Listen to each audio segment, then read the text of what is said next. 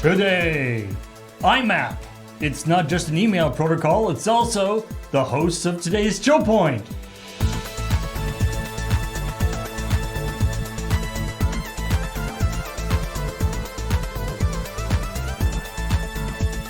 I am, and then there's a small a. That's not B's first name, then P. Paul, you need to warn me about those things beforehand. I need to open some ports. Wait, it could have just been imp. Nah. Those exist as a thing. The fact that IMAP was what I thought of first, even though imp actually works with the letters better, Yeah. I think that says...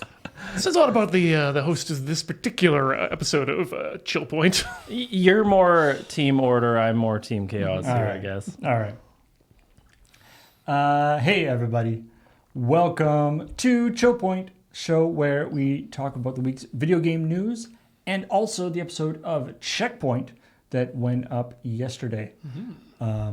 This week we had a super fun episode of Checkpoint with a couple of guest hosts filling in. We had, of course, Graham did a couple of stories, but then we had Cameron and Nelson both dropping in to do stories that they respectively wrote. Yeah, Nelson had a long one, too. It's always nice, yeah.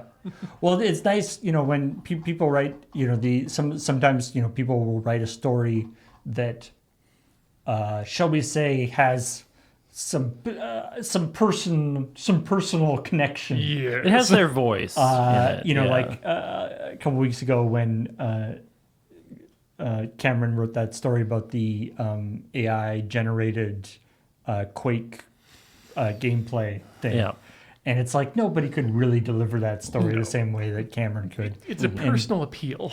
And the same thing with the magic stuff. I mean, obviously a lot of us know about magic stuff, but Nelson was able to, I think, give a very good, and a lot of people in the chat or in the comments agreed that people who don't necessarily know or care about magic, he was able to give, I think, as concise a explanation as to why people are angry as is pretty much possible. But anyway, let's get into this. Yes. Starting with the stories that we did cover, but see what else we can talk about here, because the first one is Oblivion Remaster. Mm-hmm. Now, have either of you dropped into Oblivion? I have not Remaster? Oblivion, no. Nor I Have you original Oblivion? No. I've watched a bit of Serge streaming it. And I know Serge was super excited about it. yeah, both Serge and Graham apparently are going the stealth archer route. Is that the only build for that game? The Starcher? Yeah, the starcher. Stealth Archer? Yeah. The only Elder Scrolls game that I've actually played is Skyrim, because you can't really avoid that one. So I mean, this story obviously is talking about one of the cool things. They did the thing which is still fun. Like, even though people do it, there's it's not like something nobody's ever done, but it's still great when people can go, here's this cool game that is we've been working on, and I think you'll really like it, and you can buy it now. Mm-hmm. Yeah, I wish more people would do that. More businesses. And I mean, the opposite side of that is that there was a lot of, it got leaked, and so everyone knew it was happening. knew it was coming, but still, it's nice. It's better than the alternative. This is a cool game that we're working on, and we're really excited about it. It's going to be coming out in the next year or two, or possibly later than that. Well, it gives, when you do it that way, it also gives fans, the most dangerous predator on the internet these days, a lot more chances to find and nitpick every little piece of information that gets leaked out over the course of development. Or have their expectations grow far too big. Yeah. So when you just drop it, boom, it's here now. You then have to engage with the game as it is, rather than the game as it was promised. Right. The sort of speculation about what the game could be. Yeah, exactly. But again, when you were dealing with a remake, how much different? Well, how much difference can there be? A lot of difference, and every one of those small differences can be one particular noisy fan's favorite part of the game. Well, especially a game like Oblivion that has, it has so much sort of history to it, and there's hundreds and hundreds of mods and different things, and Mods and memes and stuff. So, and one of the really interesting things about this is that, as has been talked about, the actual engine that is running the gameplay is still the original engine. Dang. They just have this secondary Unreal 5 system to actually do all the graphics. Yeah. But all the actual gameplay logic? stuff, the gameplay logic is still handled by the original engine, because I guess they didn't want to get rid of its particular Quirks. Yeah. or at least didn't want to spend the effort to recreate the entire I really respect that. Is one of my biggest problems. I'm on record saying with the Mario games that came out after Worlds, the 2D ones specifically, is that none of them feel the same in terms of physics as 1, 2, and 3 did. And so having that, being able to maintain the engine and keep it working the way that it did, keeping the feel the same while making the graphical fidelity match what the intended end game was. Really happy. I mean, I like to see more good remakes and graphical fidelity building. I guess I'm just sour about what Marathon is right now, is what I'm saying. From what I've seen, it's a lot. There's a lot of people. It's like, screenshots and stuff of the new Oblivion look amazing. As soon as things start like moving, some of the original jank kind of comes through, Filters through. But that's the spice. That's the sauce. We love it. But yeah, that's part of the fun. They've cleaned up. They've done a lot of sort of quality of life things. You can run now, which you apparently couldn't before. There's a crosshair in third-person view is the other one that Graham mentioned, which, again, there wasn't before. Yeah, that's new. There's a different leveling system that is apparently quite nice. It's sort of put like people are saying it's sort of halfway between Oblivion and Skyrim. Yeah, hybridizes it. Yeah. But anyway, so it seems like it's a lot of fun. I think I've seen a lot of reactions being like, "Oh man, Oblivion, I love that game. I would totally play that, but I don't know if I would $65 play it, which is or $70 or whatever it is. It's like kind of a full game price." Yeah. Although, But you are getting the full that's game. I guess these days that's not a full game price. But. Yeah. You are still getting, as far as I know, the full game with that price tag. It is also on Game Pass. Okay. Yeah, And good to hear. you can always wait for the next not Steam sale. It's true. But You can wait for Toyotathon. Oh yeah, and also this is they are including the horse armor. Well, that's if you're paying the full price, you get the full meal And deal. if you get the deluxe edition, you get like super fancy horse armor. Which, man, I had to go back and it also does include the DLC, which is pretty cool too. But I had to go back and realize that for those of you who don't remember or weren't around, the original Oblivion had a paid DLC or a paid in-game transaction to get horse armor. One of the first too. And yes, Yeah, it was Pioneer. and it was just a thing that you could add to your horse. Yeah. Was it strictly cosmetic, or did it actually give your horse more armor? Again, I don't know if that was so even a long thing. ago. But I think it was fully a cosmetic. But the backlash yes. to it, like, because it was the first. At least I don't know if it was the first, but it was at least one of the earliest, very prominent microtransaction things with no benefit. And Yeah. like it was just people were like, that is the stupidest thing ever heard. Why would somebody pay $2.50 $2.50 just for Horizon? The idea that a purely cosmetic item costing $2.50 would be completely outside the realm of Yeah. reasonableness. It seems quite Quaint. quaint now. Yeah, Yeah. I was just saying, it seems quite quaint that Yeah. it's like $2.50 for an in-game item is a bargain now. it makes What's me a gotcha game? $250 Yeah. for cosmetic only in-game items is not that uncommon. randomized cosmetic items. But I want to go back. It makes me feel like I want to go back in time, just whisper into some of the webcomic artist ears at the time. Just, hey, let me tell you about a little thing coming called pay to win. You want your DLC to do something?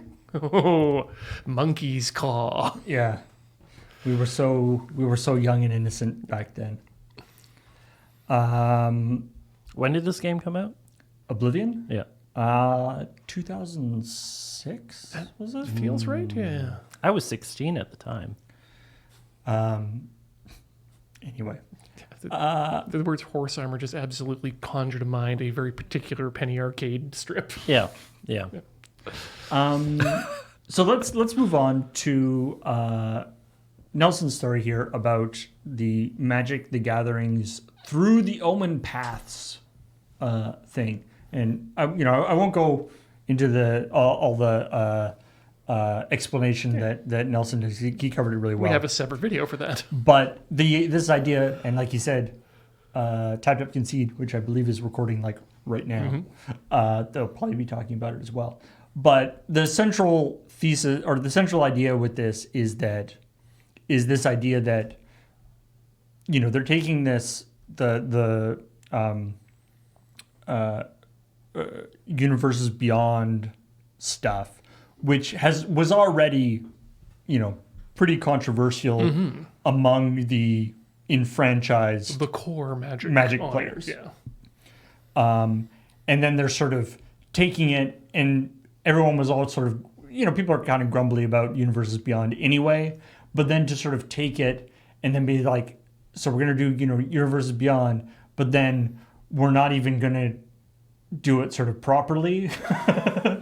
And so we're going to have this like weird compromise system where the same cards will be in the digital version, but they'll be called a different thing and have different pictures on them. Just rescanned, yeah. So you can't. So the So the collectability of the physical versions is maintained, but the functionality is yeah. And I saw some people in the comments being like, what's the big deal? Reading the card explains the card. You have to understand that if you're a long time Magic player, you a lot of what as you're playing, a lot of it is built on remembering the images and the things.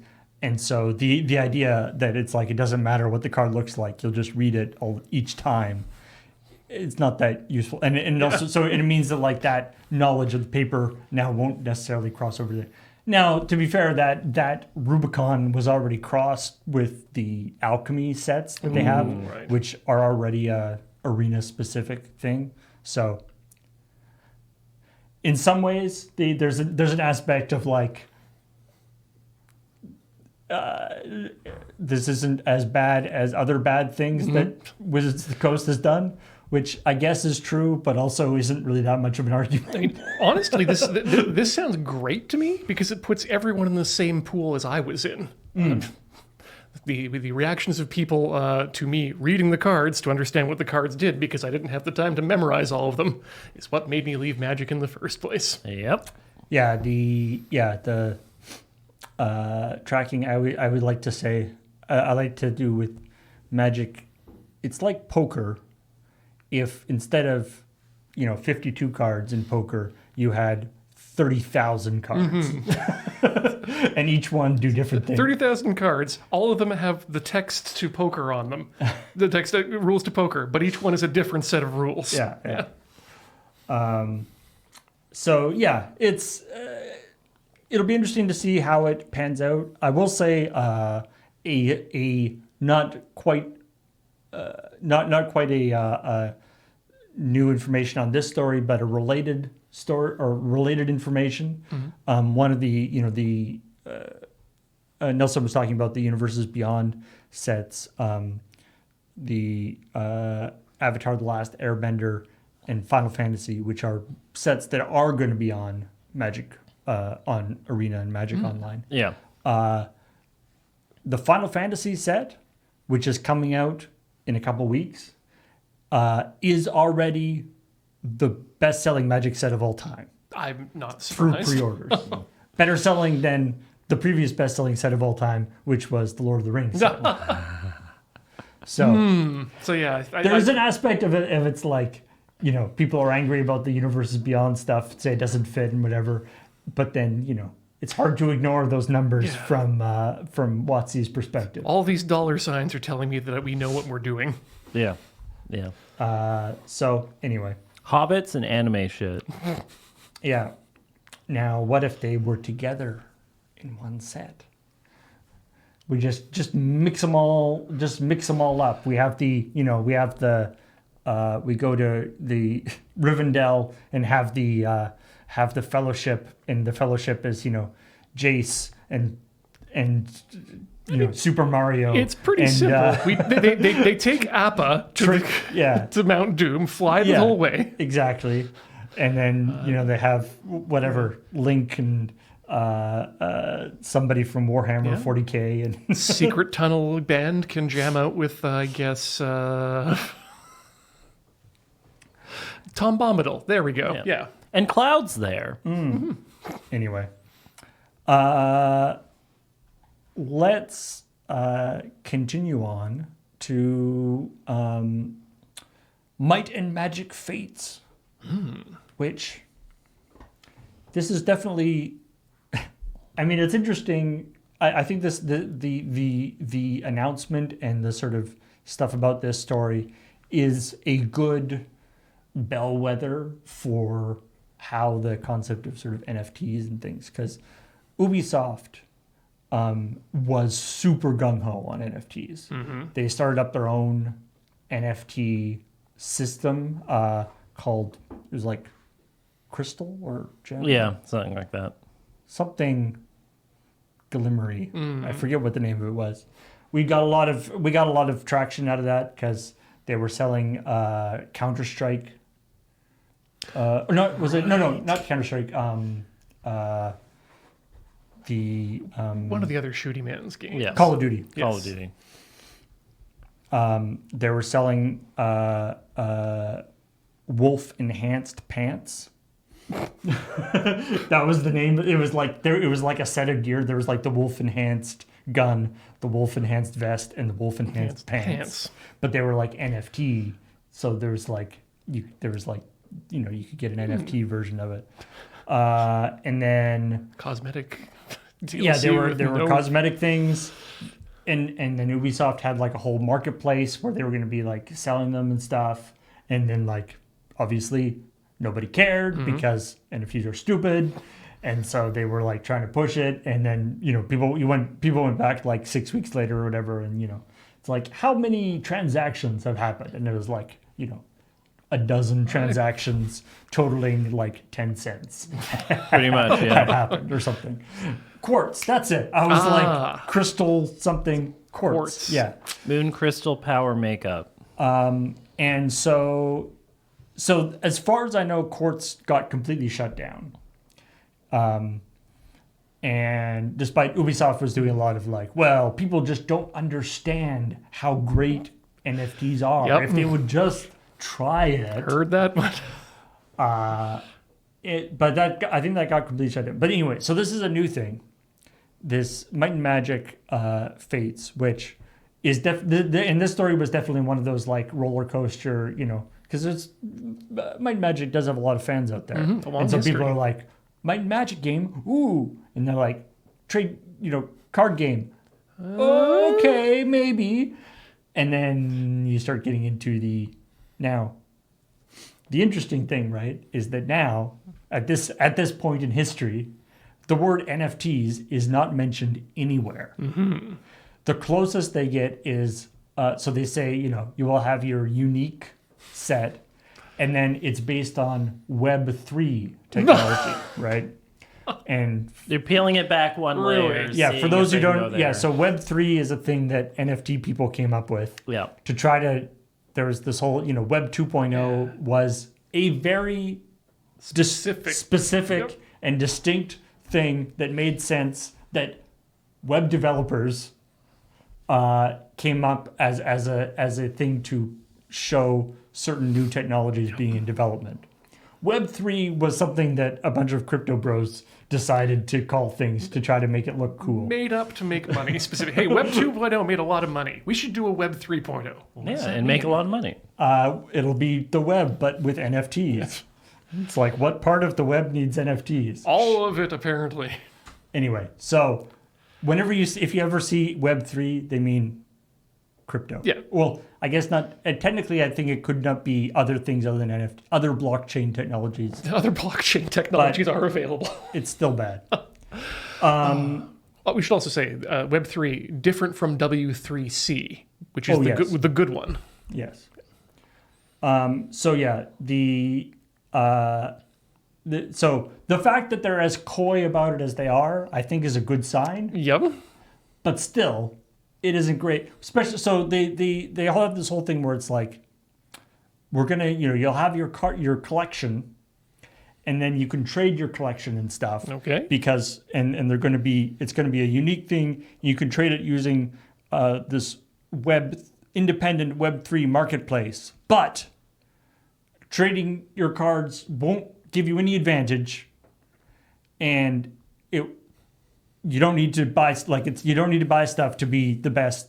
It's not pay to win, and you can trade stuff, but it doesn't give you an advantage, which is sort of one of those things where it's like they're so scared of pushing the NFT thing that they've pulled back so far in it. So it's like, so why is it there? Like, why do you think it's there? I know why I don't want it, but why? It's like, if it's not giving people any advantage and it's not like it's not going to give you like a pay to win thing, and the game is free to play. What is the plan here? Like what you just described so far is Steam cards. Yeah. Right. But with a secure wallet and Again. incredibly energy inefficient. Yeah. It might just be like one or two people in middle upper management for this project going like, we really want to get this aspect into the product. Mm-hmm. And everyone else going, okay, you'll get it, but it's not going to do anything. Yeah. It'll be there, but it's not going to do anything. So, I mean, as NFT based, as games with NFT integration goes, I guess putting it in but not having it do anything or give people any advantage is sort of best case scenario. It's like it's there, but just ignore it. Being able to ignore it and not interact with it seems good, but... Or maybe it's like a second wave update thing where suddenly it is relevant or something. Who knows? Who knows? Now because of course the concept of having cards and being able to trade them, it's something that the vast majority of digital card systems already have, and it's not an NFT. You don't need NFTs for that. No. This is definitely step one of shitification. Now, if you could use your wolf-enhanced pants in Might and Magic somehow, that would be impressive. So now you're onto something, Paul. That was always one of the big promises of NFTs, was that, you'll be able to use your pants in this one game and transfer your pants to a different game. Even if it's by a different developer. Yeah. Because they're independent. Like, theoretically, like I said, Quartz has been shut down. Mm. But theoretically, if you owned a pair of wolf-enhanced pants, the recognition or whatever that you own those pair of pants is still there on the blockchain. You still have ownership of that bit of data. It doesn't do you any good. Yeah. But you still, like, that's the whole, the It's promise always there. is that if the server goes down, you still have that. I don't know why you want ownership of things that you can't use, but you do have it. So I think what I'm about to do here is actually fulfill the promise of gaming NFTs. Does anyone remember Barcode Battler? So what if we put together an online gaming system where you could load in your NFTs from whatever blockchain systems they have, and they're analyzed by some software and turned into fighting beasts for you? Nice. Just based off like just based off like an MD5 Of your hash of the exactly of your apes. Or like Monster Rancher, where you could just put in a different CD and get Exactly a new the same. Yeah. monster. I mean the other thing that I was happy I saw in the comments, I was happy that we were able to re-inform people about that people who may have missed it in the first place Mount Gox, generally known as one of the first Bitcoin collapses. Bitcoin, and I think they maybe did other cryptocurrencies, but it was That mainly mine Bitcoin, collapsed, yeah. that had a very public Meltdown. and stole a bunch of stuff and all these things. The MTG and Mount Gox was originally Magic the Gathering online exchange, and they pivoted from Magic the Gathering trading to cryptocurrency and didn't change their name. They just like adjusted their logo. They put a period in there. I really tried to find like the original like Magic version of the logo, but but I couldn't find it. But what I did find when I was digging up stuff is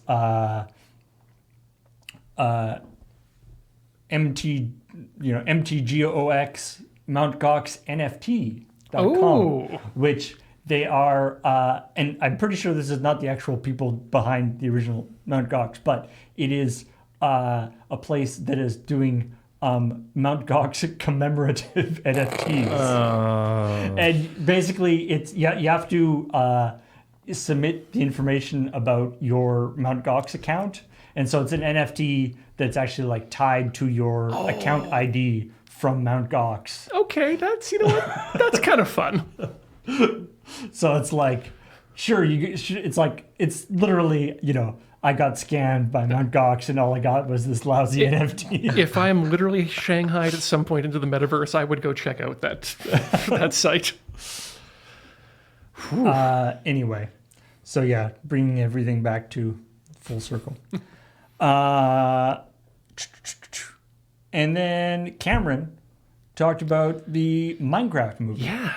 And as folks rightly pointed out, a couple weeks ago, we also talked about the Minecraft movie, where I think it was Kathleen delivered this story, but Nelson wrote the story. Just that was sort of about the Minecraft movie, and how successful it's been as a movie.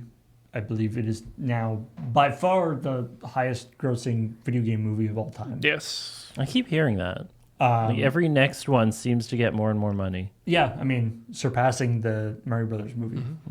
But this one, Cameron actually delivered a review of the movie, which seems to be basically it's sort of fine, and it's probably quite good for kids who are into it. I mean, Nelson joined me on ChillPoint after that episode went up, and he was saying that his kids, he went to it with his kids, and they're super into Minecraft, and they were totally into it. So I mean, yeah, from what I can tell, they did a reasonable job of hitting the what people kind of wanted out of a Minecraft movie, I think. Yeah. Now I saw some people, because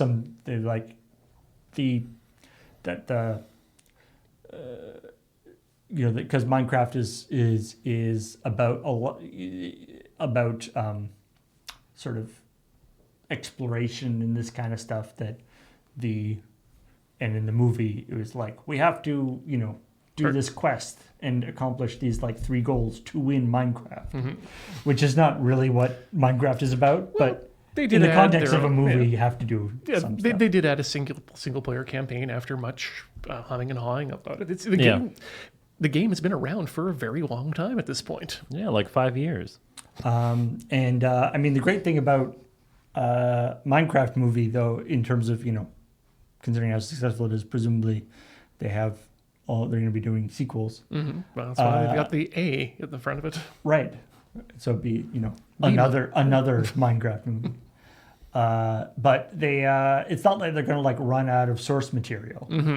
Like they were making it up basically whole cloth anyway, so they just have to do more of that. It's a game about emergent gameplay, and so they can just generate a new world.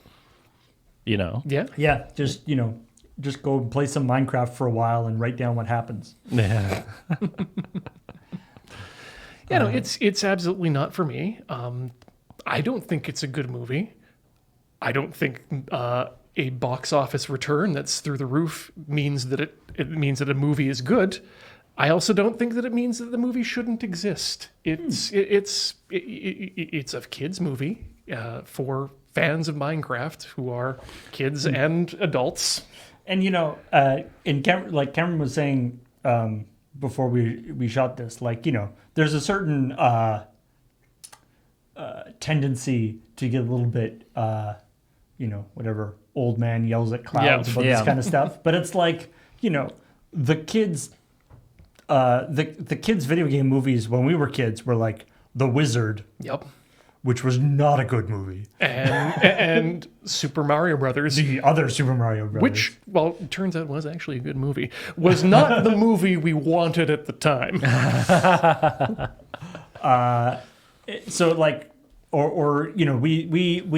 We had our own set of terrible video game movies. So we're really there's no, and this is probably better than that. Well, so and the comparison I keep seeing brought up again and again is that this is the Rocky Horror Picture Show for kids, or for this generation perhaps. And I don't care how you feel about the Rocky Horror Picture Show, because it's a fun time, but it is not a good movie. Tell us about it, Janet. Got some good songs. Yeah. Oh, it had memorable songs. Yeah. So anyway, I also, Cameron was talking about how, people shouting out chicken jockey or whatever. And I mean, I think there's definitely an aspect of like, there was a couple of instances of people going kind of nutso on it and, throwing popcorn at the thing and police having to be.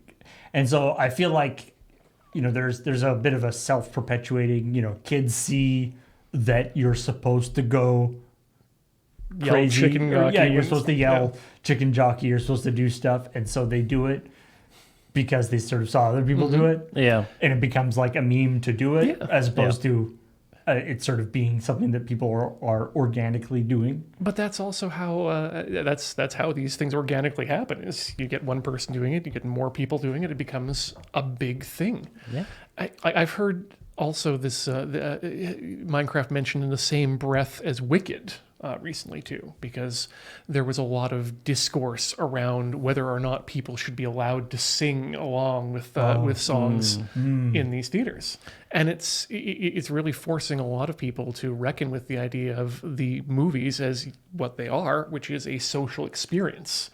If you want to watch a movie alone at home, you can do that. We all did for 3 years. I would say, in that context, I would say no, but I would also say that they should do like sing-along screenings. Because like they did sing-along, they've done sing-along Sound of Music, sing-along Jesus Christ Superstar, saying like, I think that is a cool thing to do.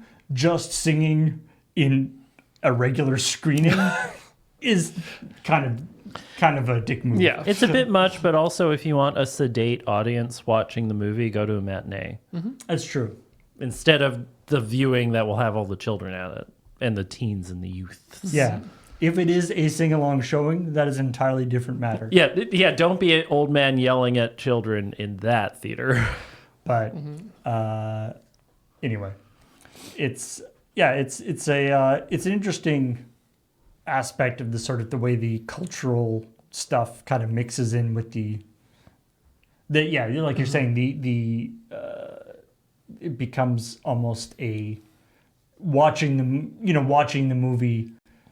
You're sort of watching the movie performatively as well as just odd. And you're experiencing it ostensibly for the first time with a bunch of other people in the room with you. And I think for a lot of people in our generation spent most of their lives going to movies, and yes, it was a quiet sit-down experience. Nobody make any noise. Don't disturb anyone. And then the Avengers happened. And people started getting excited at films again and cheering along when everyone forms up in the middle and Captain America pops out of a portal. A guy! There's a difference between like cheering when things happen, I think, and being sort of and being like disruptive. I think. Yeah. I think being excited about the movie is fine. Yeah. So I guess what I'm saying is we're experiencing a new time where we're figuring out what movies are going to be. Yeah. Not expecting anyone should like burst out at the end of Schindler's List and say, "Yeah, you could have done more, Oscar. Why didn't you?" But anyway, so yeah, 6 out of 10 is what Cameron puts it at. That movies are allowed to have numbers that are not 8 or 7 attached to them. Yeah, exactly. Yeah.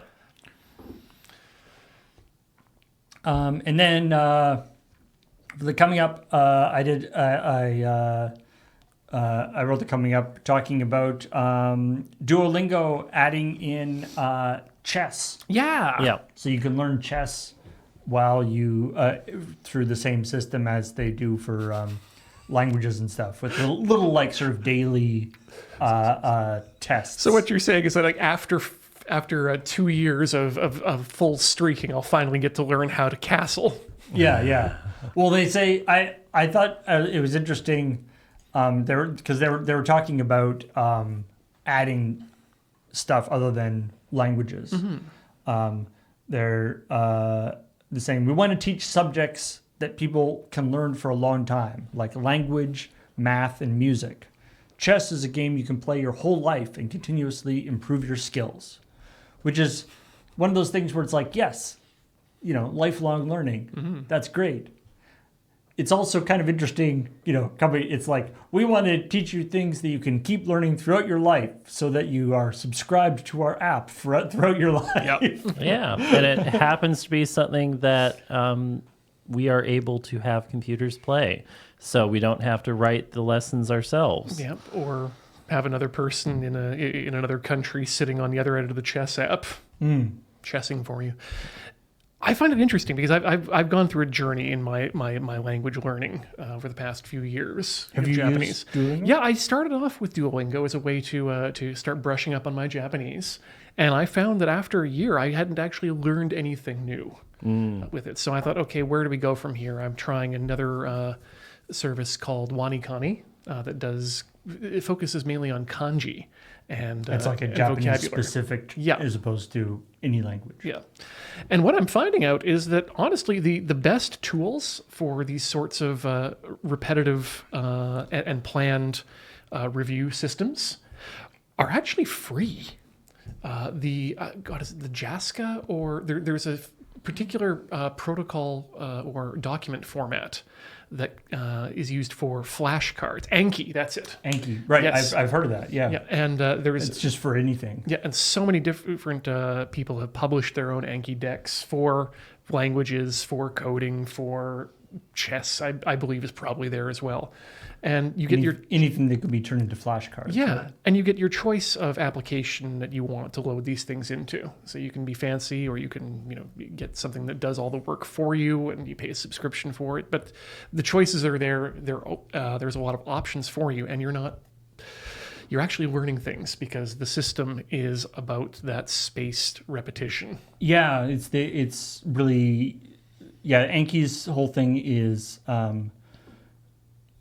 this periodic spaced repetition, and so that like it changes how you sort of don't control how often a particular card comes up. It has a sort of algorithm that decides. It'll tell you based on how well you've performed in the past and how long it's been. So to sort of try to move things from short-term into long-term memory. I guess. Exactly, yeah. And I think that's kind of what Duolingo and what Wanikani does for the kanji, but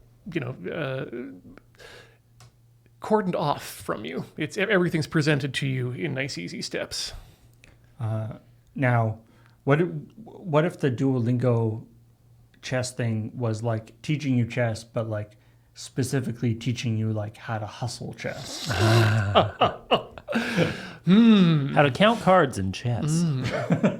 You know what? I don't know what the payout is in big chess these days down in Vegas, but Apparently, the youths are getting into chess. Yeah. What about does it do blackjack? Duolingo blackjack. I mean, if we do ever end up with another poker night at the Inventory sequel, I would absolutely love to see the Duolingo owl in that. But anyway, we'll see what other stuff. I know that we have lots of I have lots of friends who do various languages on Duolingo and stuff, and complain about the owl bugging them about things. One of the if you don't know, if you haven't used Duolingo, one of its sort of notable characteristics is Duo, the Duolingo owl, who did die. Can get quite aggressive And returned in 3 days.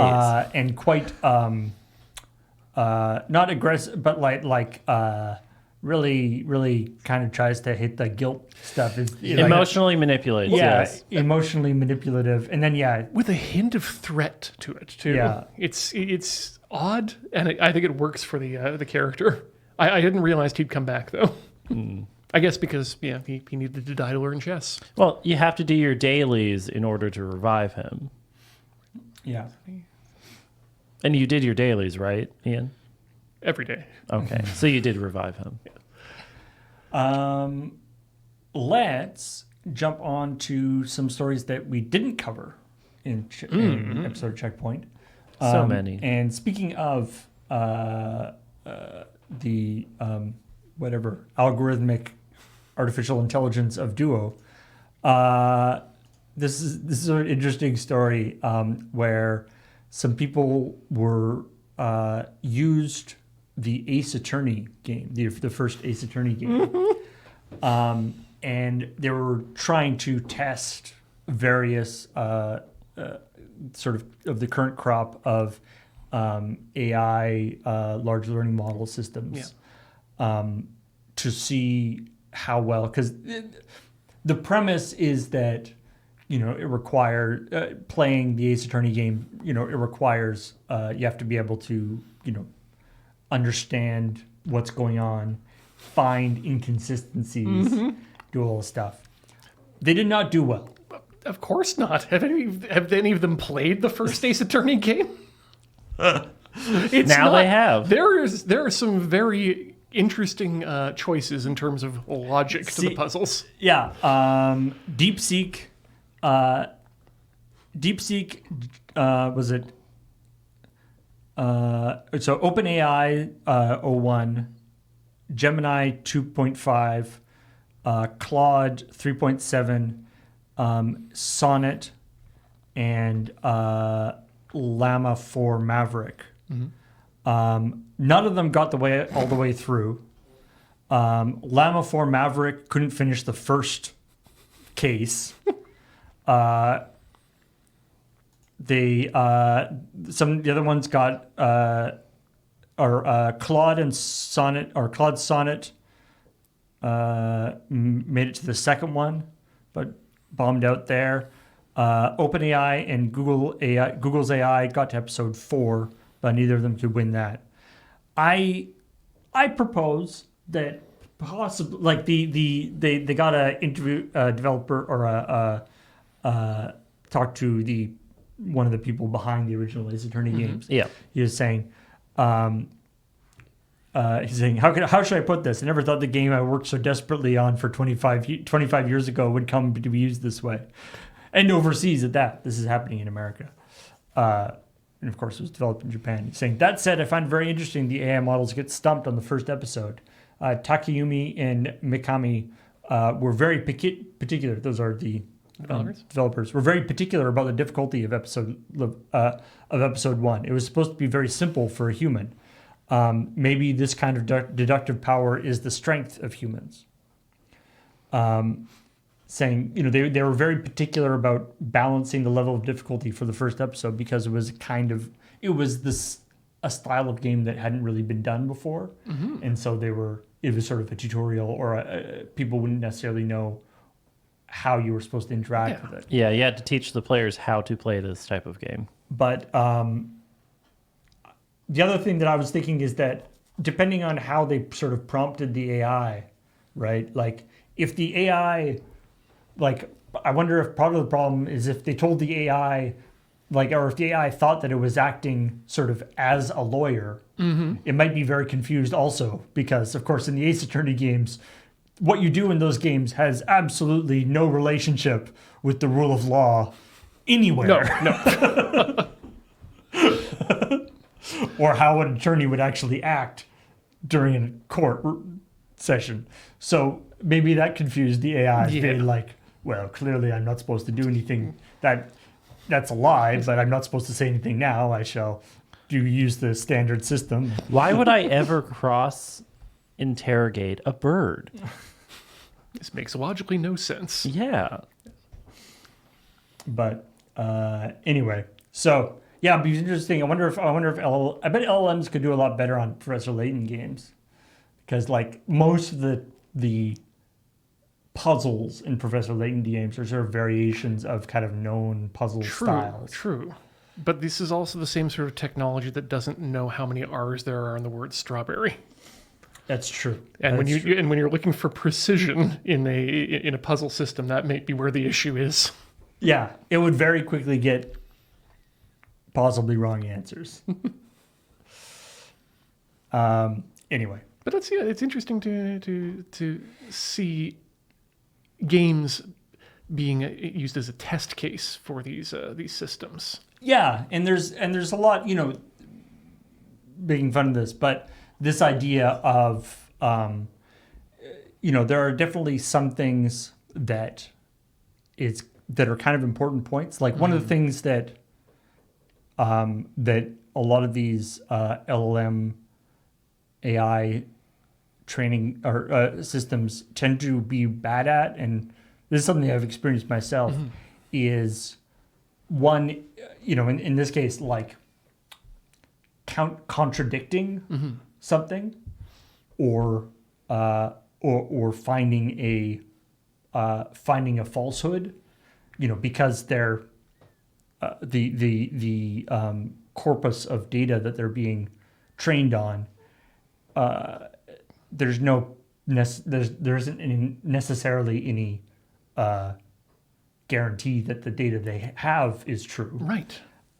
Sometimes they aren't very good at necessarily telling when there's something wrong, and they aren't very good at saying they don't know an answer to something. Because they don't know that they don't know the answer, because there's no cognitive thought actually happening. It's a processing of weights of information, and then their nearbyness. I think I may have talked about this on ChillPoint before, but as an experiment, I was experimenting with doing some of the sort of AI pair coding, sort of getting it to help with some coding that I was interested in. Because you're curious, and it's important to know new technologies. Yeah, now I was like, hey, this is the thing that I'm having trouble with. I keep hearing about all this stuff. Maybe AI can help me. Supposedly, that's the area where it's good. And I'm like, okay, I want some, code that does this. And it goes, okay, no problem. Here you go. And then I run that code and it's like, okay, that did like half of what I wanted, but it's missing this other part. And it goes, oh, I'm sorry. Here, this will be fixing it. And then you go, it's like, no, that's still not right. Yeah.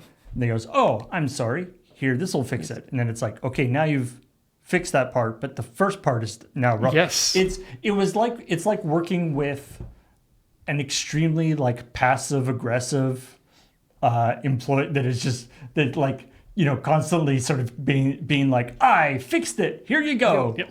And it's like, no, that's wrong. You didn't actually listen to what I asked for. And it didn't have the ability to say, I don't know how to do that. Yep. Yeah.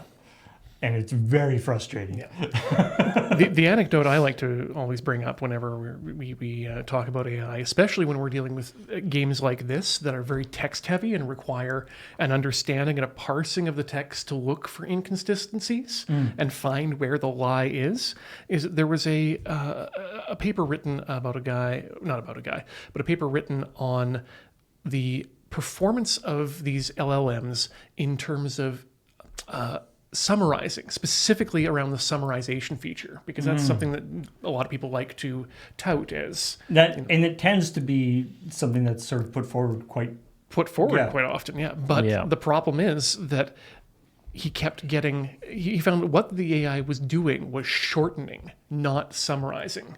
It would pick sentences, bits out of paragraphs, but not always the part that actually mattered. And in fact, in one instance, he pointed it at a paper that had a literal summary section, and none of the information that was in that summary in the paper made it through the AI to the other end. So it's an interesting thing, and so stuff, you know, I can imagine things like Ace Attorney or other games in particular with LLMs, sort of games that have sort of text-based things. I can imagine that they that it is actually kind of a useful benchmark in some ways. The danger, of course, is that you make it so that you make your AI so it can get through Ace Attorney, but now you've made an Ace Attorney machine. But you haven't actually fixed the problem. Yeah. Which is a lot of like people often talk about like the stuff about, you know, they'll talk about like, oh, AIs can't do this. And then somebody will be like, have you tried the latest version of whatever? It can definitely do that now. And it's like, yeah, it's like because that became a thing. And so they put in a thing to make it so it can do that, answer that kind of a question now.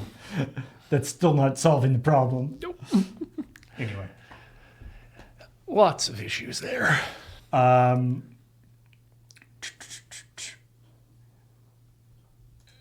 Hey, this is Yeah. You're into racing games, right, Ian? Sure am. You're a racist, right? How? That's what you call people who like racing, right? Yeah. Did you ever play Outrun? Paul, let me tell you, every Friday night at 6 p.m., I stream Yakuza games. And one of my favorite things to do when I'm wandering around the street in the streets of Japan is go into the arcade and play some Outrun. Outrun is a game within a game in It is. Yakuza? Yes. They tend to It's literally Outrun? Like Literally it's actually Outrun. licensed? Yeah, literally actual because it's Sega, I guess, exactly. yeah. So Yeah. well, there are a bunch of Sega arcade games in the arcades. Like you'll get Virtua Fighter, you'll get Hang On, you'll get Afterburner. But yes, Outrun is the one I keep coming back to. Now, correct me if I'm wrong, but Outrun is just like a race. Yep. Like you start the game and you race down the thing. Yep, and in fact, you have the ability to. And there's other stuff to talk about here. It's multi-pathed, so you can choose your own And direction. there's like shortcuts and things. Yeah, and there's I don't know if there's shortcuts, but there are very differing locales. And the tracks are a little bit different, the turns and whatnot. I know this because someone, I think just a few months ago, released on GitHub a engine and a map maker for the Outrun engine itself, so that you can make your own courses and tracks. Can you use that for the Outrun engine in Yakuza? I'd probably have to go through. Is Yakuza literally running the Outrun engine? I believe it is, because you do have to boot up a separate emulation mode and then leave that whenever you play the arcade game. So Anyway, so apparently, Michael Bay and Sydney Sweeney have optioned Outrun to make a movie. It will be directed by Michael Bay. Sydney Sweeney is producing. Jason Rothwell, guy who did Silent Night and Polar, which are like 2 action movies, is writing the script. And it's being overseen by Sega president Shuji Utsumi. There's like no story in the game though. But like I always see things like this where it's like, okay, you're gonna make a movie about racing, like why driving, like but like why Outrun? Like does Outrun really have the cultural cachet that's going to be a draw? Yeah, I don't think so in North America. Yeah. But it's like I want to make a movie about F1 and like I license like Gran Turismo or whatever. And it's like Gran Turismo's or whatever, like it's a great simulation of a driving game of driving a race, but like it's just simulating the thing that you're going to be making it a movie anyway. Like that's the thing. Why do you need to option the video game for that? Just make it about driving. Yeah. What part of the video game is going to make it like? I guess they can sort of frame some scenes with like the 2 people in a convertible. And yeah, there will absolutely be that one scene where that will be a on the beaches of California from behind of a Ferrari convertible, Crashing off of the and side probably of the thing. using the music too. Like, Yeah. that's the case I can make for this movie is that it's an empty vessel to put some sort of a plot in. It's probably going to be a escape from criminals or have to drive for a heist or something. Or they just take the plot of like Speed Racer and put Outrun on it. But I think that the aesthetic of Outrun it's not going to be enough to drive a movie. But it is going to be enough to hold a plot inside of it. I think there is enough there. Again, that specific car, those specific locales in the game, the 2 people. Not so much the behind the screenshot, but the music too will definitely, I think, play a part of it. It's like, I mean, I'm sure you could make. It's like you could make. It could make a fine movie, but the Outrun part of it won't really be a deciding factor. Yeah, no. It's like you just have to make a fun racing or driving movie, and then it'll have the Outrun Exactly. stuff. But Yeah. A bolder choice would have been to make a Daytona, a Sega Daytona game, because at least then you have all of the lore of the Virtua Fighter characters existing in that same universe. now, what is Outrun? The one where like there's the iconic image is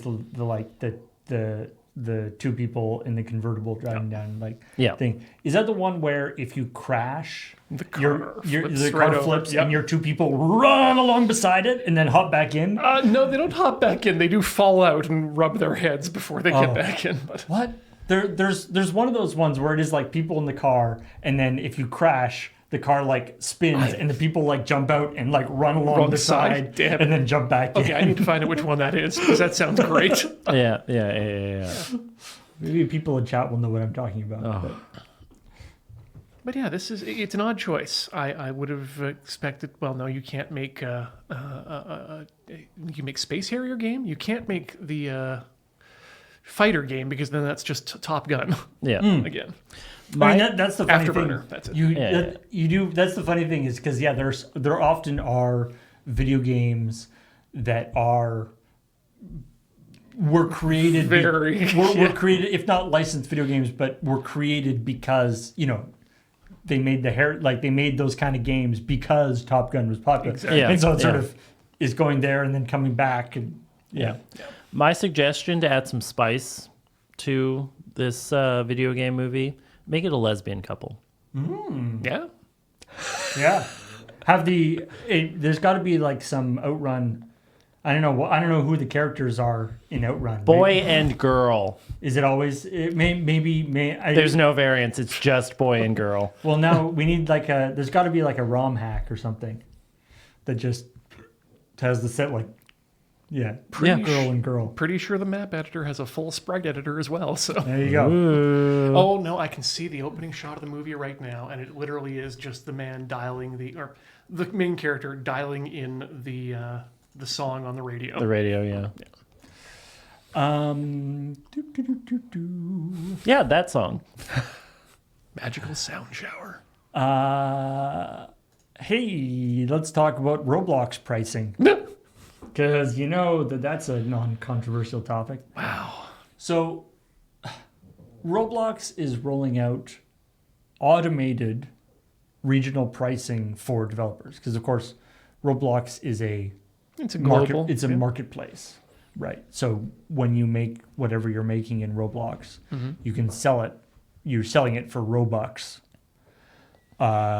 and being very, very, very poorly paid, but you are selling it for Robux, and so they want to do this thing where, or they're rolling out automated regional pricing. So basically, you sell a thing for 100 Robux, but then if it's being sold in a country with lower economic demand or whatever, if it's being, then it might, A weaker dollar, yeah. yeah, it might be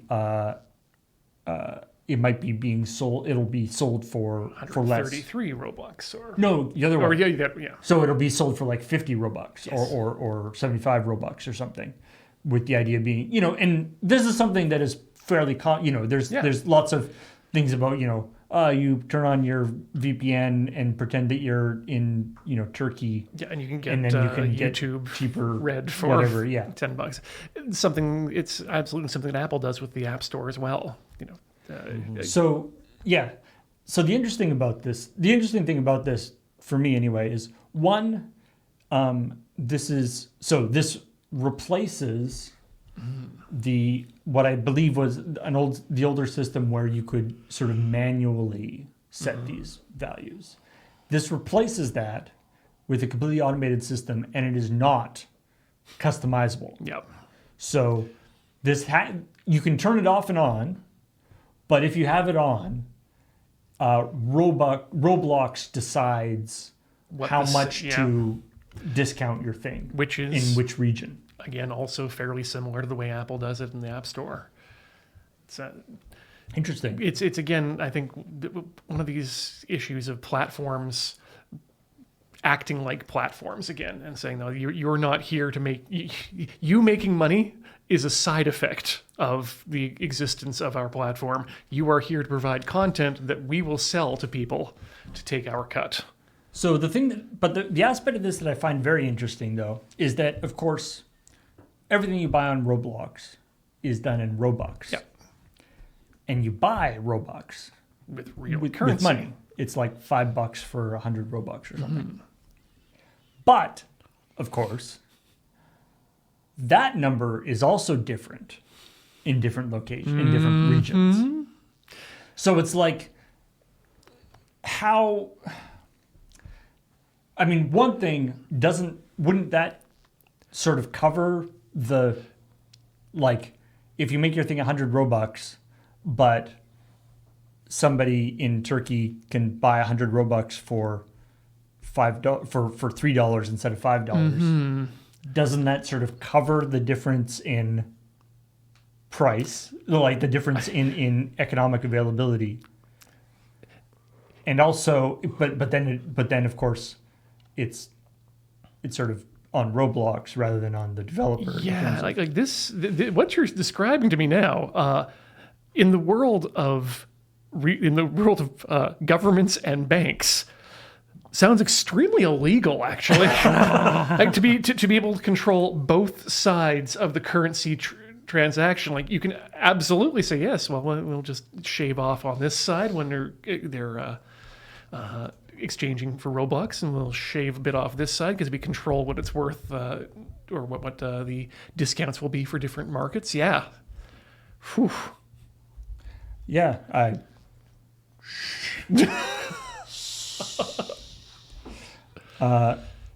wait till you find out how you withdraw money from, because this is because you get paid in Robux, which can be exchanged for raw goods and raw services. But say you want to actually get your money out of Roblox, you want to cash out.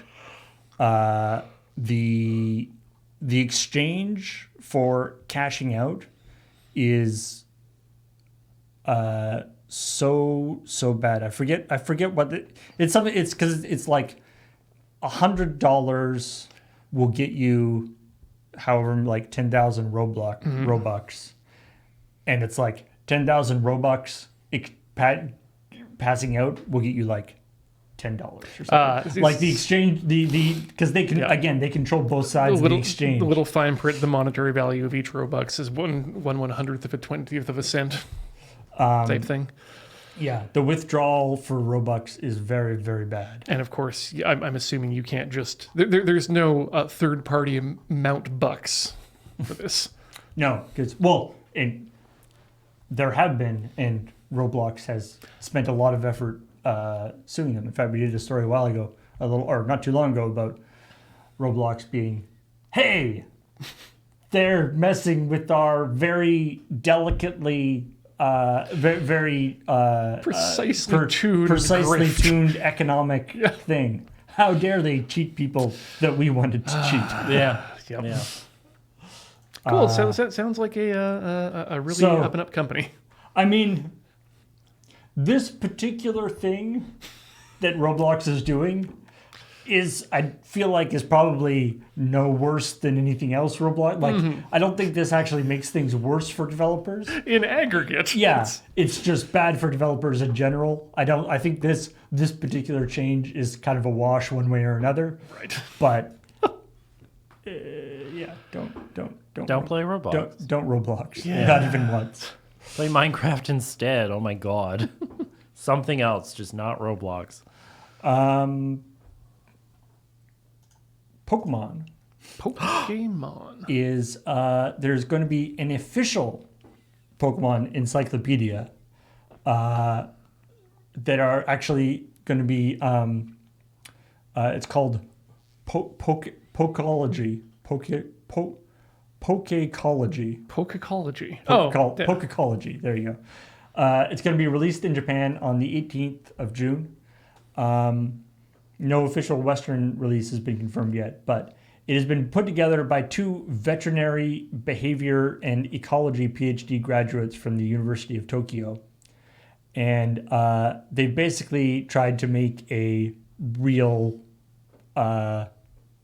scientific book about Pokemon, which is, I personally like, I love that kind of stuff about like fictional fictional things. I think it's an excellent area of fun things to do. I agree. Yeah. There's a reason that the Star Trek Next Generation technical manual that I owned in the childhood was falling apart. Unfortunately, there isn't. Hopefully, there'll be more info about it. But it's like, so yeah, this is, the Pokedex obviously gives you general knowledge and like information and like battle tactics and stuff, where this is more about the Pokemon's their relationship with the environment and other Pokemon biome and stuff. And I'm excited. There's always the joke about some of the the Pokemon descriptions being totally bizarre, and that because they're written by children, which makes sense because they're written by 10-year-old children or whatever. But maybe an actual behavioral scientist and ecology professor will be like, okay, so this Pokemon is not as hot as the surface of the sun. It is A measurable amount. Yeah, it that is this. quite. It is quite hot. I wouldn't suggest going close to it. Yeah, Abracadabra does not have a million IQ. Mr. Mime is not banging your mom. No, that other mom, though. That is canonically Okay. true. Yeah. I mean, this will be interesting to see. I hazard that we may not get this for a while because translation is one thing. Scientific translation. Translation of very specific scientific and technical wording is yet another. It's neat to have something like this sort of official. Like, I actually got my brother. He got into my brother got into Pokemon like a couple of years ago, which is funny because like he's older than me. Oh yeah. And so he was like, he would be here. I would be talking to him. He'd be like all excited about some Pokemon, But I got him, like it was like a fan made or a thing. It was really nice, but it was like a book with like it had sort of like cross sections of Pokemon and like stuff about their. It was sort of but it was like a fan made thing. Yeah. So I'm give interested to see it actually. Something that is, I'm sure people will be going over it and figuring out, how this changes the canon of different Pokemon. Well, that things. was the other question I was going to have: is how much of an effect is this going to have, or how useful is this going to be for Game Freaks, the titular Game Freaks, in putting together future games? Because let's be honest, Pokemon's been getting complicated as it goes on and introduces new areas and new biomes as it goes on. And I know this will be an incredible surprise to everybody, but I'm pretty sure it hasn't necessarily been like internally consistent with some things. and especially and in comparison to like the TV show and different things. But nerds need to know. So if you're both coming to edit from the same direction to make sure that you're correct, everyone gets to be happy. Maybe next we can get a Pokemon timeline. I wouldn't doubt that there would be a certain geological timeline, at least in that book. So does anybody either remember or maybe you didn't even know about the banana game on Steam? No. So this was a phenomenon maybe about a year ago. I was too busy playing Cookie Clicker. Yeah, it was a game on Steam that was free. It was called Banana. You open it up and there's a window with a picture of a banana on it. Okay. You click the banana. That's it. When you click, there's a random chance that you might get a Steam A little card. unlockable item thing. Yeah, little Steam cards. And because this is all in Steam, this is not NFTs. It's just a database that Steam is operating. Yeah. And they those banana things, it was one of these, basically like NFTs, essentially became, there became a economy of these that, you got the gold banana that's worth X amount of money. Some and sense. They don't do anything, but people will pay some money to collect these things because people like to collect things. And again, not NFTs, relatively harmless as a thing. And to get them, the only way, and there was no, you could buy them from you could trade them and buy them and things. But otherwise, it was clicking only. Yeah. And of course, the brilliant part is when you sell things like that on the Steam marketplace, Steam and Banana get a cut. Oh, hey, that's nice. Of the sale. So it sort of it's people were calling it sort of infinite money glitch because it was like this game you just could like have open on your computer and have like an auto clicker doing it, and it would just occasionally give you money, sort of. and the people who made the banana game presumably made a fair amount of money off of it too, because they get a percentage of all the transactions. They're digital collectibles. Anyway, somebody has made another one, or inspired. They've actually said they were inspired by banana. As many apes are. They 5 comedy points. They made their own sort of idle clicker thing, except this one is called Bongo Cat, and it is vastly superior to banana because it has a bongo cat. Here to ratio you. So basically, when you launch this, it's like got a little transparent window, and so it goes. I think there's a picture. So there's a picture here. It just kind of sits. It sits in your menu bar freak. Yeah, it sort of sits on your taskbar, and just does its little thing. And you unlock little hats for him. In this case, he's got a teapot hat. Very important. Perfect. Critical. And that's it. Like, there's no more to the. It's not. I don't know if you would even define it as a game. Yeah. It is. I mean, it's probably closer to like those, those like. It's just a little widget. It was like those, those like scam widgets they used to have, like, that would be like installed on your computer without your knowledge. Yeah. Someone in chat was mentioning specifically Bonsai Buddy. Bonsai Buddy, yeah. Except this doesn't have anything else.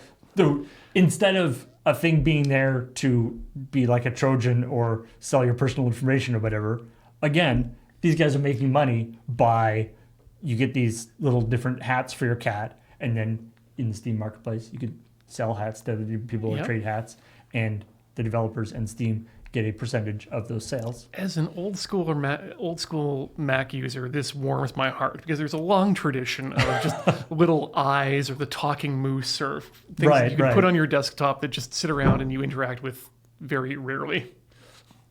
Yeah. He's saying, I like this. Saying concerned players have, and not just with Bongo Cat, with Banana and the other thing, is whether there's some sort of scam element akin to NFTs. The developer Zaruka, what's the Marcel Zaruka, says that is not the case. It's just cats with hats. Nobody has to participate in the marketplace. It's there if you want it. It's easier to ignore. Regarding allegations that it's a key logger of some kind, he said the game does not require any networking for exactly that reason, saying, I do not obfuscate the code. Yeah. Everyone can check it out if you have a bit of coding knowledge. The game tracks nothing, just counts the number up. That's it. Yeah. Because it does react when you type by bongoing more. Yeah.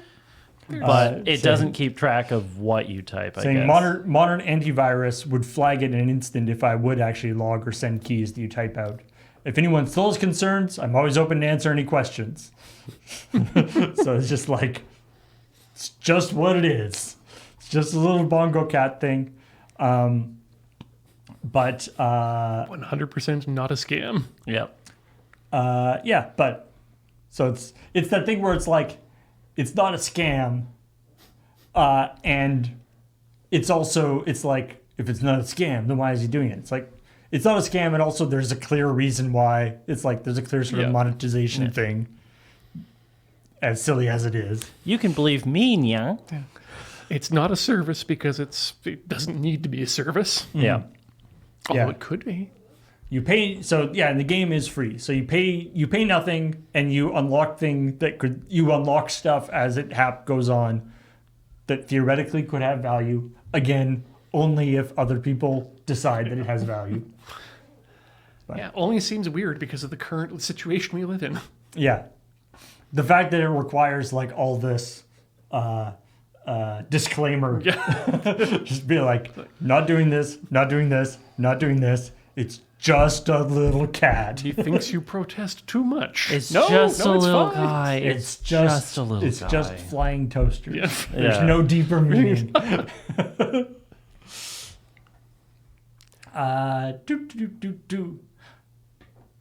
We were talking about Pokemon. And you know who else likes to talk about Pokemon, or who doesn't like to talk about Pokemon?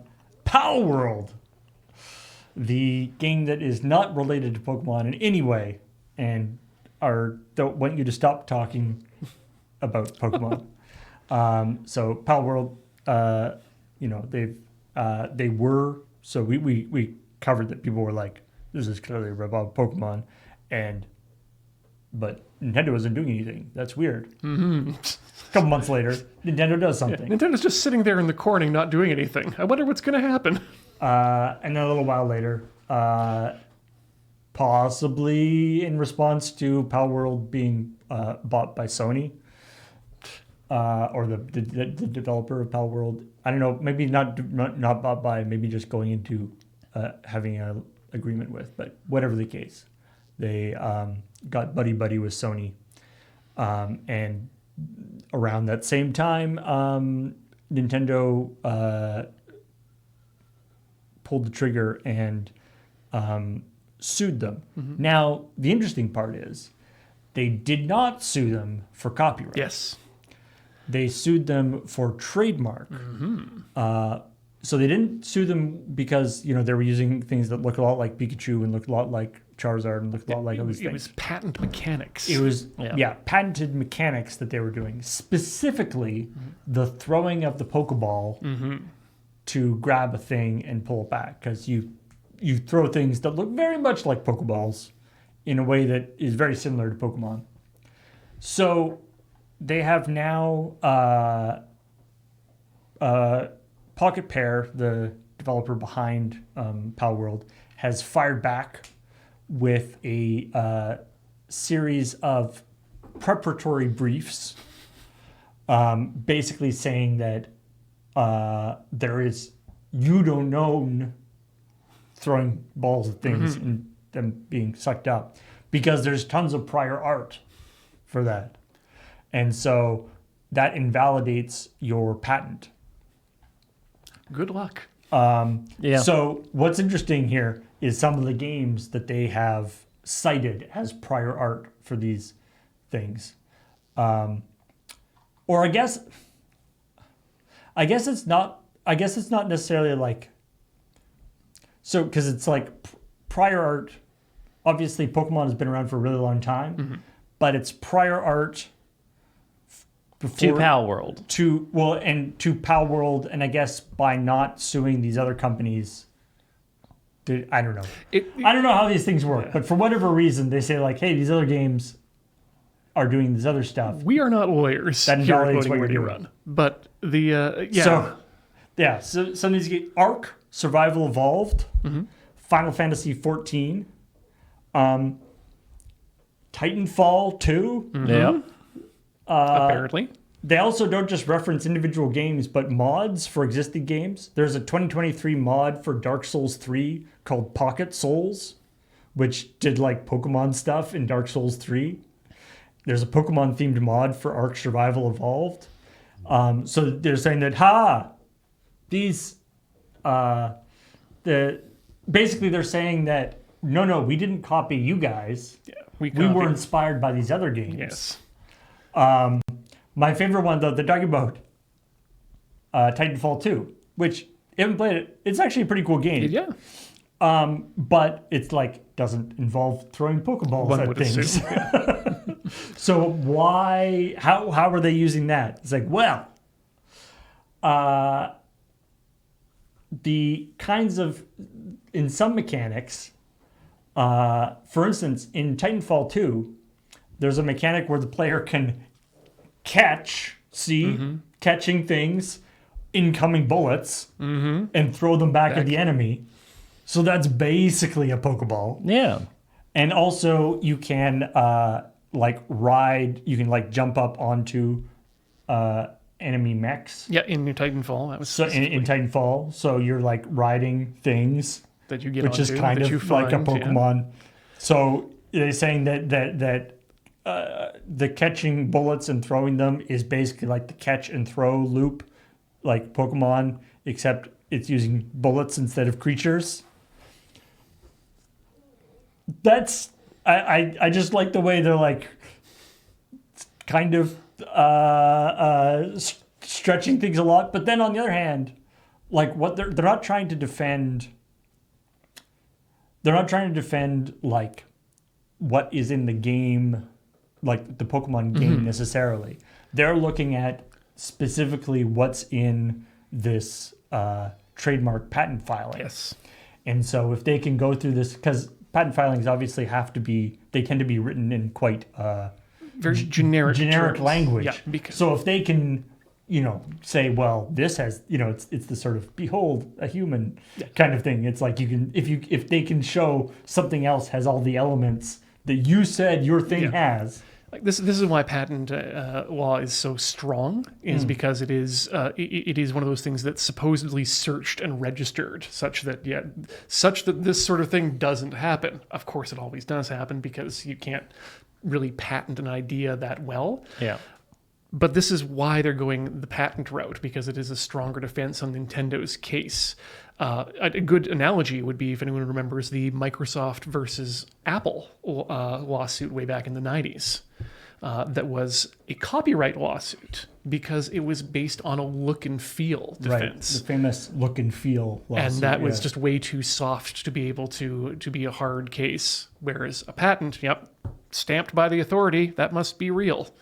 And well, they're also saying, so a previous game made by Pocket Pair was called Craftopia, which was a crafting, obviously, it was a crafting game, which, from what I can understand, from what I gather, is actually like the bigger part of like the Pokemon with guns thing has gotten a lot of the press for Pocket Pals, but most of it's a craft. but it's actually really a crafting game is like the main mechanics of it. First we mon, then we craft. And so Craftopia, which is another game by Pocket Pair, or an older game by Pocket Pair, they're saying it's, if you take the Craftopia mechanics, add the bullet catching from Titanfall 2, add this from this other thing, you basically end up with Pocket Pals without having to touch on Pokemon at all. Yeah. So anyway, it's an interesting thing. I don't know if it'll be successful, but we'll see. We'll see what they end up with. Yeah, this lawsuit will surely be going on for another years. Actually, speaking of Nintendo in court, and Pokemon, in fact, Nintendo is also trying to figure out who did the so-called Terra leak, which was the bigger than Giga leak. Yes. Yeah. Although it was I guess it was called the Terra leak because it was very large, and also it was specifically Pokemon, not whereas the Giga leak was a ton of Nintendo. Man, stuff. that was a good leak. And then Terra, because that's what the new Pokemon game calls the upgrading. Terrestrializing. You terrestrialize things. Anyway, the leaker apparently released a bunch of data about Pokemon, including upcoming stuff like Pokemon Legends Z-A. Although apparently with Pokemon Legends Z-A, they say that they had a bunch of information about it, including early builds, but they did not release those. I don't know. I guess they were trying not to. But they had builds of, there's loads of concept art and builds of older games and stuff. And a few of this stuff, occasionally we run, stories will pop up on ChillPoint.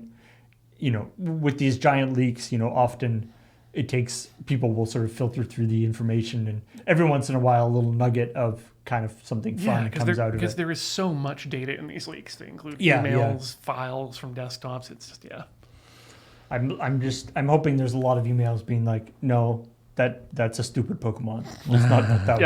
I want more of that. I don't know. Sometimes we don't need Mr. Mime 3. Yeah. I was joking with my brother that like there's definitely some Pokemon that are like, that was like a Friday afternoon.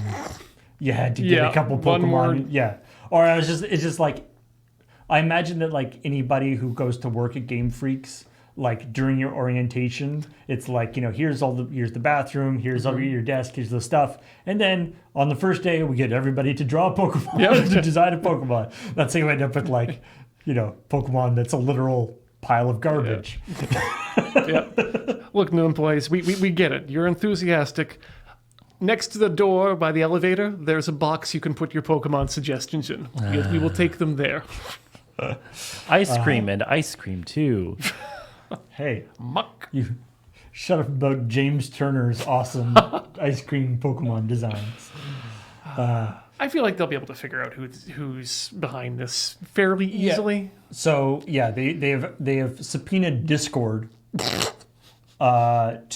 obtain the identity of Discord user Game Freakout. Can't wait to see the Discord glitch show up in a courtroom. Yeah, I'm gonna venture to say that I'm pretty sure Discord doesn't have any problem turning over that information to authorities. Oh, they fold like Japanese Spider-Man on Sunday. Origami for days. I didn't know Japanese Spider-Man folded a lot. I mean, he means make enough paper coins to get his wish. Go home. Yeah.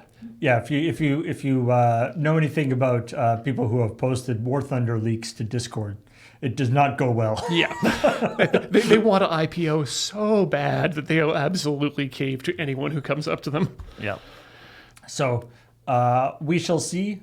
I mean, the more I think this is, I'm assuming this is one of those things where it's like the data is less damaging than where the data came from, right? Where it's like, a bunch of whatever, some sort of info about unreleased Pokemon or early builds of things. It's not going to do that much damage, but the thing they really want to know is how this data got out, and keep it from happening again, and keep it from because these days, you're right, they're full of so much stuff, but what 90% of the people out there want is to see a picture of the new game that's unreleased or information about canceled Pokemon. And there's a very small number of freaks out there who want to get really deep in that data and find out about the inner workings of Nintendo. And they want to see the sexy pictures of Clefairy. And I mean the it's fun to get this, the leaked date stuff about video games and things. The danger, the actual like legitimate badness danger of some of these leaks is that often in the whatever huge net of things that gets pulled in will be pulled in like all the names and addresses of employees. Yeah, huge amounts of personal data, the kinds of information that social insurance numbers and the kinds of information that a company would keep on file and is legally required to protect from this sort of thing. Yeah. So like that's the real dangerous information to get out. But that said, having all those emails, all of that transient data, all of those cake in the conference room emails coming up, this is the sort of thing that is great for games preservation and games historians to go through and see how these companies work, how these games come together. Why certain things were done in a certain way. Yeah, it's like they're important, but also damaging. So morally, who can say?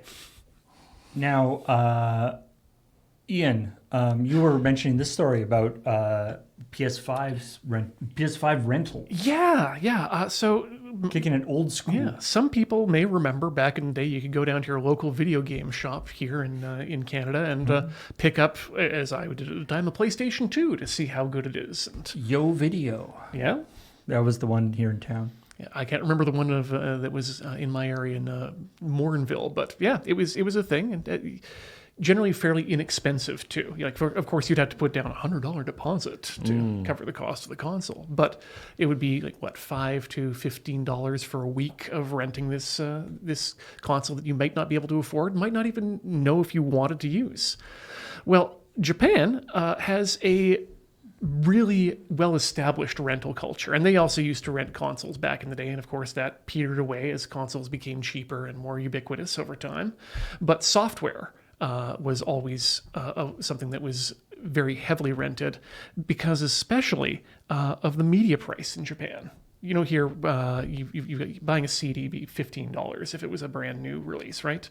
Or maybe $20 if it's a double album, that sort of thing. Books, also similar sort of price. Japan's price on music is, and always has been, around $50 equivalent for a CD. Wow. I mean, I know people often are complain about the price of importing things. Yeah.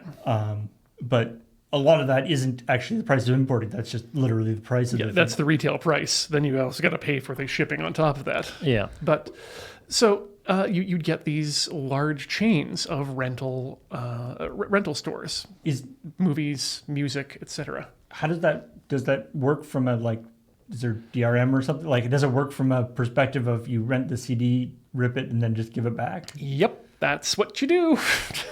I don't think that that's particularly legal the way it is in Canada with our home taping laws, but it is absolutely something. Well, it's what was done in Japan. It just doesn't seem like it's interesting that worked as a business model when everyone would be ripping it. Yeah. I mean, of course, you would always get people who would just prefer to be on the right side of the law. Some people who prefer to have their own copy. But it also explains why things like mini discs took off so quickly there, because the ability to rip, mix, and burn your own mix tape from things that you rented becomes a lot more compelling. Right. When you have access to that kind of music. All this to say is that one of the major chains of rental shops in Japan, Geo, pronounced or spelled Geo, has started renting out PS5s again. And it looks like about 26 yen dollars or so for a week of rental of a PS5, which makes a lot of sense to me personally, because my PS5 often just sits in the corner, and I'd love to be able to just go down to the store and, for a 2-week Elden Ring binge, just rent a PS5 for a little while. I mean, especially, with the Xbox, Series X or the PS5 Pro, the sort of super fancy ones. Yeah. You might not want to or necessarily need to have it for so long. Or even just, giving it a try too. Is the PS5 Pro worth it for me? Well, let's dump $25 and find out. It's it seems like a pretty good deal. Mm-hmm. I'm surprised. Like, it's interesting the way it, like, is it reflective of the cost of the console? Like, in Japan, did it also fall off around like the PS2, PS3 era, and then so there was sort of a lull, and then it came back? Exactly. Yeah, and I think that's due, as this article mentions, to the amazing cost of these consoles these days. They're looking at 80,000 yen on the top end for that, which roughly translates to Canadian dollars to be about $800. So right. That can be a significant chunk of change to plunk down at once. But yeah. Seems like I remember, when I was a kid, I'd never had a, home console when I was a kid, and my parents weren't very didn't think it was a great idea to have it in the house. But the compromise was that 2 or 3 times a year, me and my brother we got to go, we would like get a Super Nintendo, or I think an N64 was sort of the generation was sort of the last generation that we were doing it. You rent it on like a Friday, rent it on a Friday, and then we would just play out of our gourd for the whole weekend. And that was just like, we're gonna do this. You sleep when you're over. And the parents are like, it's okay. Binge on this and then return it on Monday. And it's like, you get your fill of it as much as you need. and it seemed to work reasonably well as a compromise, I guess. Yeah. Leave your save file for the next renter. Yeah. I think I remember specifically in college renting a PS2 because it was so brand new, it was impossible to find in stores. Right. That's the other thing. Yeah. I think PS2s were sort of one of the first consoles that had that, that serious. I mean, of course, the Switch 2s are currently having the big lines for pre-orders and all this Though stuff. strangely for that, to me, it sounds more people are complaining about the process of the pre-order rather than. I haven't heard anyone who hasn't been able to find one in at least a day or so. But yeah, the pre-order process is kind of a crapshoot. Yeah. Actually, my brother worked at Amazon when the PS2 was launched. Oh wow. And you were saying like they had this thing where they knew that they were going to get like 400 PS2s at a certain time, and so the thing went out, and apparently like at least in their group, like everybody like crowded around the computer, and they were like, it went, and it was something like 20 seconds or something that they sold out of all the, but it was a huge, like I think at the time anyway, it was like a huge sort of demonstration that their infrastructure was working. Like they sold, they could stand up. The things stood up, and they didn't sell any more than they had. Like they kept it to exactly the number they had, and so like the system worked properly with that massive amount of people. And so everyone was very happy about that, even though there was they only sold 400 PS2s went out, left in 30 seconds or whatever it is. Anyway, I'd be down for rentals. It depends. I guess it depends on what a Switch rental would be a lot tougher than a PS5 rental. Something about it being like sort of a thing that you sort of put under your TV. Like nobody ever rented Game Boys back in the day. No, not really. Having it as like a thing that goes under your TV seems a little more safe. I think that's exactly than like a Switch or something where you're like taking it. Like I feel like a Switch, you have to do like a bathroom key thing. You have to have like the Switch with like a big chunk of wood attached to it. And it would be covered in so many of these absolutely scratched to hell screen protectors and body protectors. Yeah. There's also just something a lot more personal, it feels like, to a handheld console compared to a stationary one. Yeah. Like this is my Game Boy versus it's the family's PS2. Well, I think one of the other reasons this works so well in Japan too is the way that culturally they will take better care of their goods. Like you go to a used shop there, a used game shop is night and day difference between here and Japan. Just the quality of the used stuff. Yeah, is just immaculate, and anything that has the slightest bit wrong with it is labeled as junk. Wow. The last story that I wanted to talk about, just quickly. I know we do this fair amount, but man, I do love me some patch notes. Do love me some patch notes. Oh, if they can be an art form if you let them be. Well, what I like, there's goofy patch notes, but I like it when the patch notes aren't necessarily goofy, but just because of the language and things that are used in the game, they are inherently silly sounding. Yeah.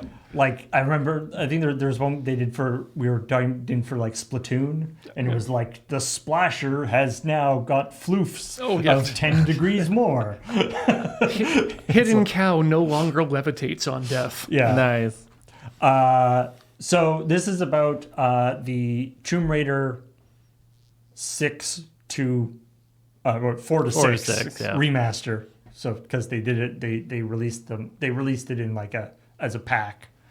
So the Tomb Raider 4 to 6 remaster has just been patched, and so there are some general patch notes that apply to all the games. Then they did specific ones.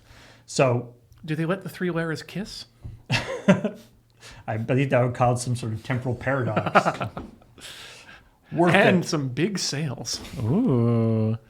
So they've done some things like photo mode upgrades, including animate sunglasses and facial options, which is great. Okay. They've adjusted the menu font to have better consistency, which is always good. Lighting fixes, so flares now properly illuminate the environment, which As opposed to so now they do something. they made a screaming sound and Oh, not much no. light.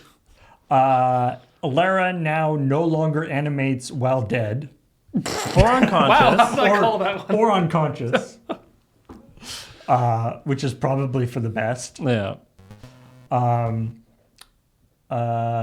like the music now, Lara now reacts with appropriate facial expressions when falling from great heights. Appropriate.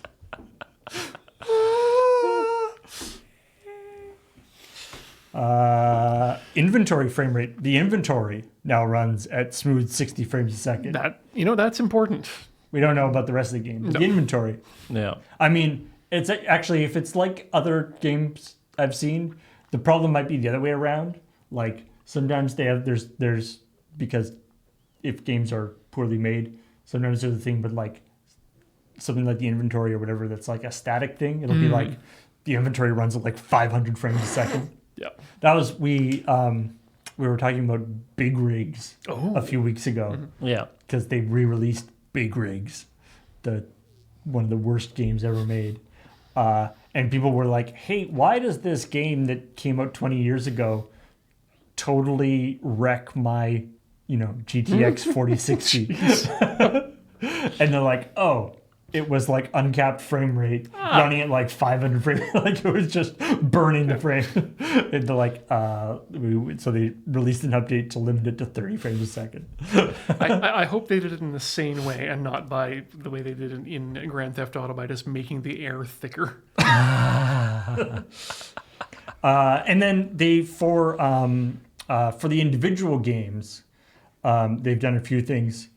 And I know, like, again, I don't think this is supposed to be a joke, but they filled in gaps in the Tomb of Seth and removed a floating door in a desert railroad. I'm assuming Tomb of Seth is not supposed to be it. I just find that funny. Yeah. I mean, maybe it's supposed to be set, or maybe that's just a different The way same guy. a different way to spell set. Yeah. But I just like the idea of it. It's the Some Tomb of guy named Seth. Seth. Yeah. You should dive into a couple Wikipedia pages about Egyptology and their mythology. They have like 10 different ways to spell every god's name. Well, it's because it's the like transliteration thing. Yeah. I like this is one. They don't say the specifics, but I can guess some of the things that it might be. This is one that we've encountered in other games. Environmental accuracy. Arabic signage in Cairo has been corrected for authenticity. Hire people who speak the language. I'm begging There you. have been so many stories we've done, or things that have come up in ChillPoint sometimes where there'll be a game will have to be updated to fix. For instance, they'll have accidentally put in like sacrilegious things, or the name of God, or something that Something you shouldn't have. it's basically, and then people will be like, oh, how come we have to change this thing? And it's like, the point is that it's not that they are like, oh, we went too far in this thing and we have to change it. It's that we didn't bother to check. Yeah, this was a mistake. It's it like shouldn't have been somebody like this to start somebody with. Google image searched Arabic letters Yep. and found some that looked pretty and put it in the thing without checking to see what they actually mean. Yeah. Well, I think I can also answer a question here for you too, because you were questioning whether or not Seth is the correct transliteration of that name, and I would hazard that according to the notes here, it is, because one of the previous ones is localization, various text and translation fixes across multiple languages. Oh, there we go. So there we that must be correct. Ontologically. In Tomb Raider 5, they resolved Z fighting on blood in the sinking submarine level. I'm sorry, which episode of Dragon Ball is that? There were Zed fighters here? Yeah, the Zed fighters were fighting on the sunken submarine. And there was some blood. Too much blood. Yeah, resolved Zed fighting. Yeah, they had a bunch of logos were mirrored apparently. Uh-oh. Got a little lens flare. I like this. Level design tweaks. Corridor illusions replaced with actual hallways. Before there was just pictures of hallways to try to save money. What is this, a Roadrunner? Yeah, this is some Looney Tunes stuff going on here. We figured it would be fine as long as people believed in it. But anyway, I like patch notes. It's always so sad when the patch notes are, various bugs and stability fixes. Yeah. That's the worst. Because those are the things that I absolutely want to know the most about. Yeah. Is my bug been fixed? Yeah, exactly. Which bug? The one, is it the one that is really annoying me? And also what features? Yeah. Did you fix the bug where the dog stands up on two legs and waves at you? That was a great bug. No, I'm going to make sure not to update. I've got that build. Do you update the bug where the baby gets affixed to your hand and cannot be removed? Radios now play news segments, and you can practice hand-to-hand combat with a new tutorial in the Parisian ghetto. Just fight people in Paris? Is that maybe a crime? If it's non-consensual fighting, then possibly. But if it's Zed fighting, it's fine. Yeah, that's... Yeah, okay. Yeah, exactly. Anyway. So anyway, that is the last thing I wanted to talk about here.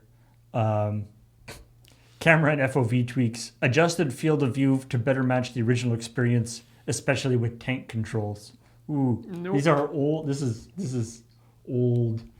If you're playing an old Tomb Raider game, don't play with tank controls. We made some bad choices about 2-stick controls back in the early days. Learn from our mistakes. Yeah. I mean, Lara Croft We were a proud race. has tank top controls, but not tank controls. Anyway. That's a good news. Thanks, everybody, for joining us. If you haven't watched the episode of ChillPoint, of course, you can check it out on our YouTube channel, youtube.com/LRRVG. It's our video game channel. You can also become a member there if you want to support us. And if you do so, then your name will be at the end of the credits in the episode of ChillPoint, which is kind of fun. Yeah. Also, of course, you can support us on Patreon or here on Twitch. Through the Twitch subscriptions or patreon.com/loadingreadyrun. But for now, we will thank all of you and talk to y'all later. And actually, particularly thanking Ian and Matt for joining me as we're going through this dark time where Beej and Heather are off having much more fun somewhere else. The Beageless era. Yeah. Always a pleasure to be here. Team Imp forever. Team Imp, better name. The Team IMAP. I like IMAP. Well, what do you map? My junk mailbox to the junk mailbox, and this inbox to the inbox. There you go. All right. Thanks everybody for watching. Talk to you later.